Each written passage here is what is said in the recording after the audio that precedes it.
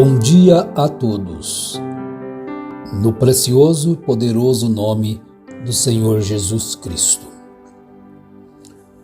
Deus não é o autor da confusão. Tudo que Deus dá ao homem tem um propósito. Cada provação que Ele permite que ele passe tem um propósito. Pois Deus conhece o fim antes do início. Portanto, Ele não é o autor de tantas confusões que existem hoje. Tudo tirado da Bíblia, colocado às suas próprias interpretações. O propósito da lei. Mas a lei teve algum propósito? Sim. Paulo mostra isso. Que a lei foi dada por Deus através de Moisés e ela tinha um propósito. Ela tem um propósito. Ela sempre teve. Agora, a lei, ela serviu como uma proteção, um aio. Paulo, ele escreve bastante na carta aos Romanos a respeito deste propósito da lei. Para que ela veio? Olha, Romanos 5:20 diz: veio, porém, a lei para que a ofensa abundasse. Mas onde o pecado abundou, superabundou a graça. Com isto, o apóstolo está nos mostrando, a Bíblia está nos mostrando, que ninguém vai se perder porque é pecador, porque nasceu pecador. Não, forma alguma. Ele vai se perder mesmo sendo salvo, por não aceitar o propósito de Deus, o plano de Deus, e se submeter a Ele. Ele vai criar para si, do seu próprio entendimento, o seu próprio modo de viver. E então, mas aquilo não é o propósito de Deus, dele viver daquela forma. Então, para que a lei veio?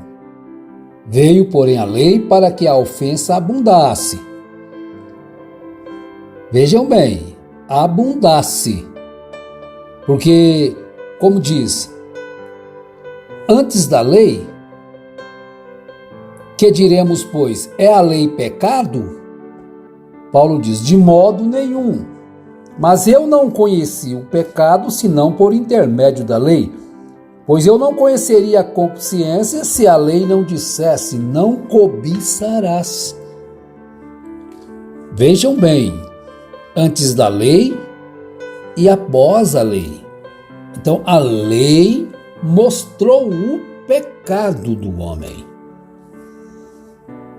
A lei mostrou que todos pecaram e destituídos estão da glória de Deus. É Romanos 3. A lei mostrou isso. Para que serviu a lei? Para provar ao homem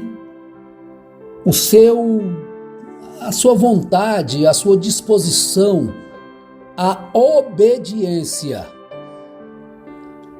Porquanto, quando o pecado entrou ao mundo, ele entrou através de uma desobediência.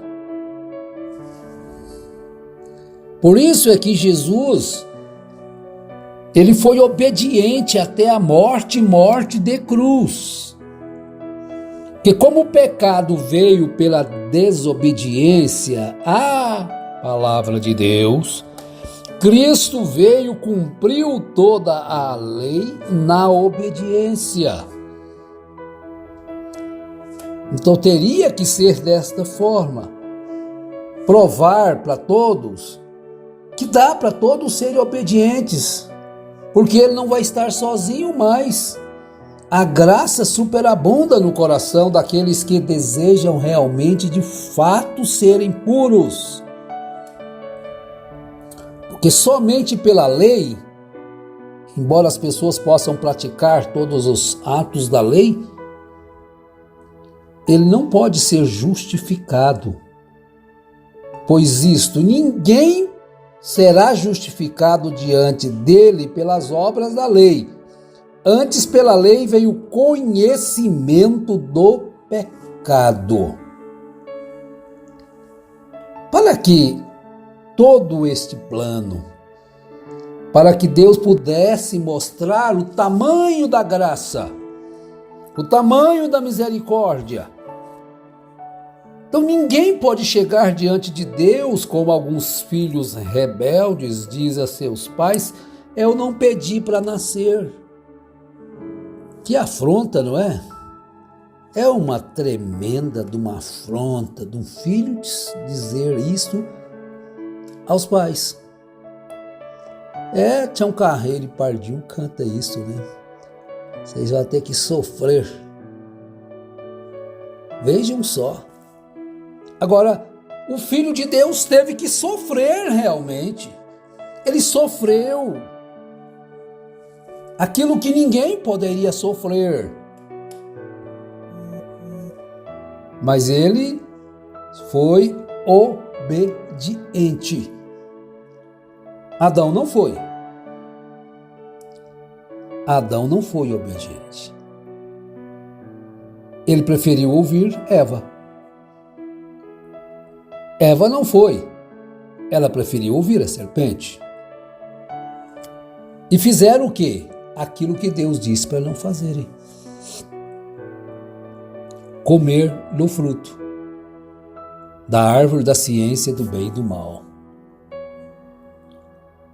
Estava ali diante deles a árvore da vida e a árvore da ciência do bem e do mal. Eles não precisavam de comer a árvore da vida, porque eles já tinham vida.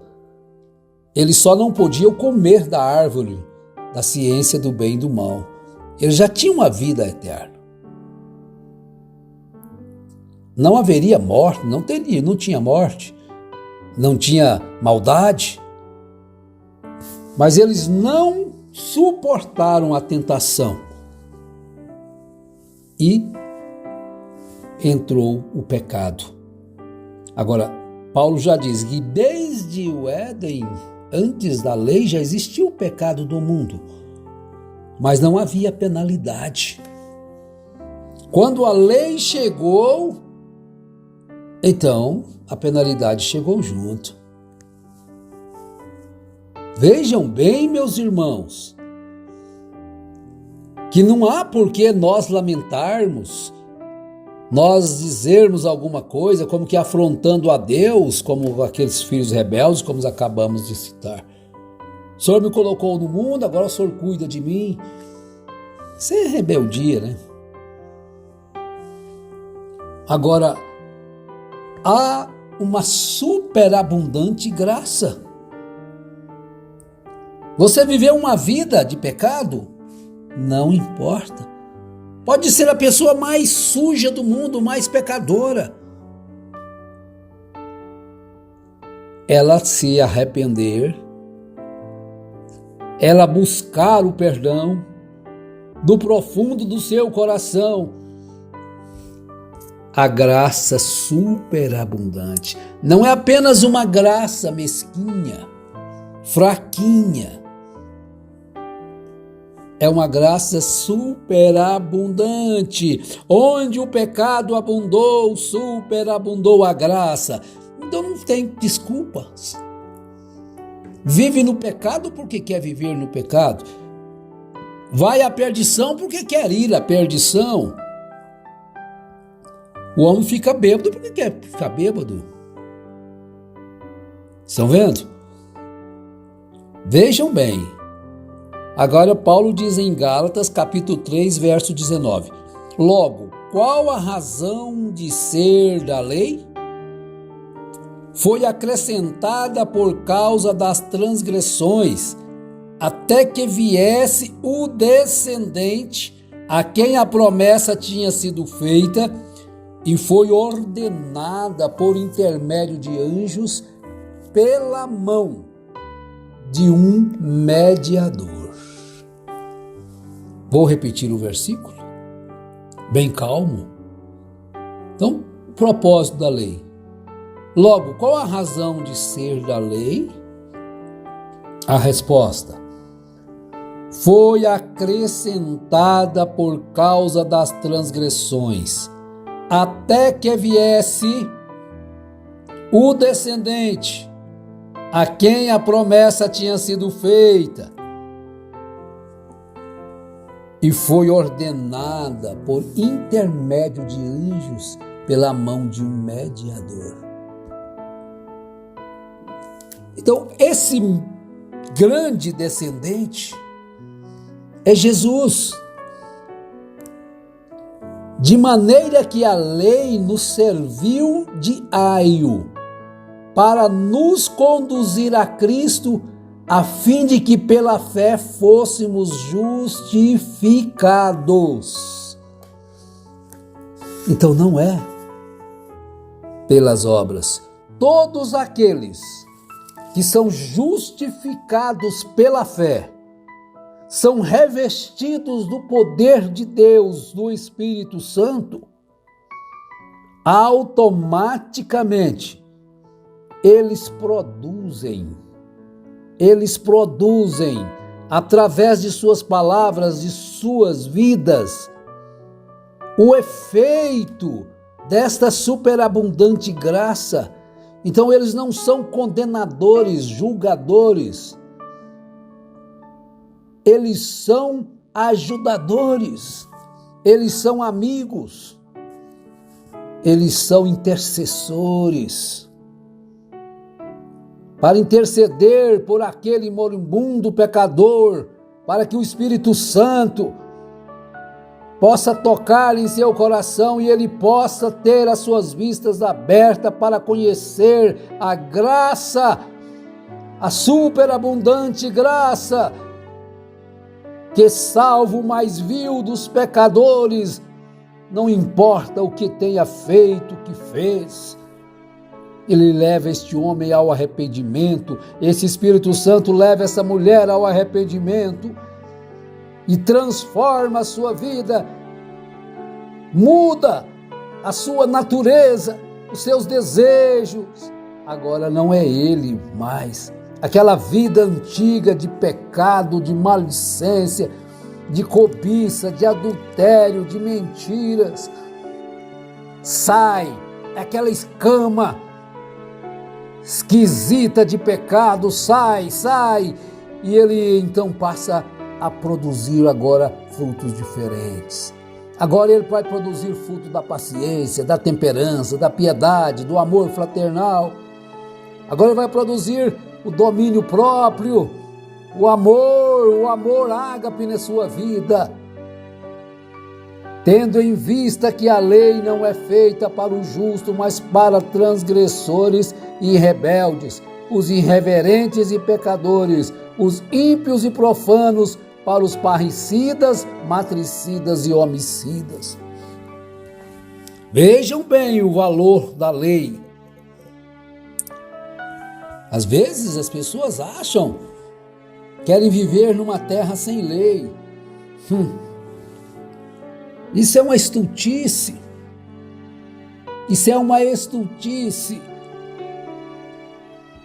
A lei é boa para que você use dela legitimamente.